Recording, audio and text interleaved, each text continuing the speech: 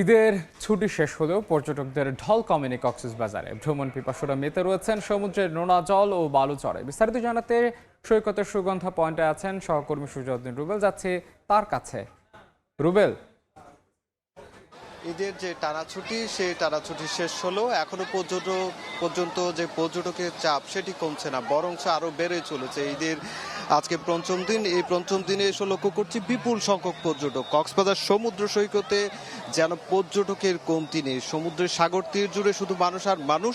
আমরা দেখতে পাচ্ছি সমুদ্রের বিশাল বিশাল ঢেউ আছড়ে পড়ছে উপকূলে। সেই আছড়ে পড়া ঢেউতে পরিবার পরিজন নিয়ে আনন্দের যেন শেষ নেই। বিশেষ করে এখন সাগর উত্তাল রয়েছে, উত্তাল সাগরের মাঝেও আমরা লক্ষ্য করছি সমুদ্র সৈকতের শৈবাল পয়েন্ট থেকে কলাতুলি পয়েন্ট পর্যন্ত দীর্ঘ 3.5 কিলোমিটার সাগর তীর জুড়ে মানুষ যেমন সমুদ্রের নোনা জলে গোসল করছে, ঠিক তেমনি বালিয়াড়িতে দাঁড়িয়ে সমুদ্রের যে উপভোগ করা সেটি উপভোগ করছে। আবার এই সব বিষয় মিলে কিন্তু আমরা লক্ষ্য করছি ফটোগ্রাফার থেকে শুরু করে বিচ বাইক, ওয়াটার বাইক চালক থেকে শুরু করে শামুক ঝিনুক বিক্রেতা সবাই কিন্তু ভালো ব্যবসা করছে এবং চাঙ্গা বা ফিরেছে। গত 5 দিন ধরে একটানা যেহেতু পর্যটক আসছে, সেক্ষেত্রে পর্যটক ব্যবসায়ীরা বলছে হোটেলের 90 থেকে 95% কক্ষ খালে বুকিং রয়েছে, যার কারণে ব্যবসা ভালো হচ্ছে। ঠিক তেমনি ব্যবসা বাণিজ্য এখানকার সৈকত পার্ক কেন্দ্রিক যে ব্যবসা বাণিজ্য রয়েছে তাও কিন্তু বেশ চাঙ্গা সেই হিসাবে বলছে। তবে আমরা যে বিষয়টি লক্ষ্য করছি, বিপুল সংখ্যক পর্যটকের সমাগমকে যারা সমুদ্র স্নান করছে তাদের নিরাপত্তায়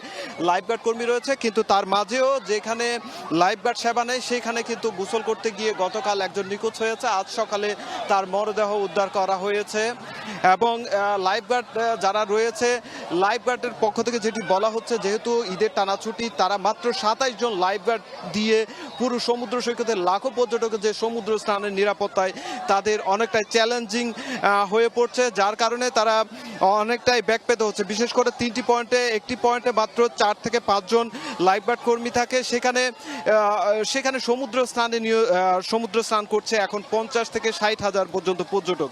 এই বিপুল সংখ্যক পর্যটকের জন্য আসলে সীমিত সংখ্যক লাইফগার্ড কর্মী দিয়ে যাতে আরও লাইফগার্ড কর্মী বাড়ানো হয় সেটি পর্যটকদের যেমন দাবি রয়েছে, ঠিক তেমনি হোটেল মালিক কর্তৃপক্ষ যারা রয়েছে তারাও বলছে তাদের আগত পর্যটকদের যাতে সেবা নিশ্চিত করা হয়, নিরাপত্তা নিশ্চিত করা হয়, সেজন্য লাইফগার্ড কর্মী বেশি নিয়োগ দেওয়ার জন্য তারা বারবার দাবি জানিয়ে আসছে। তো আমরা আজকে ঈদের পঞ্চম দিনও আসলে লক্ষ্য করছি শুধু কক্সবাজার সমুদ্র সৈকত নয়, অন্যান্য যে পর্যটনের স্পটগুলো রয়েছে।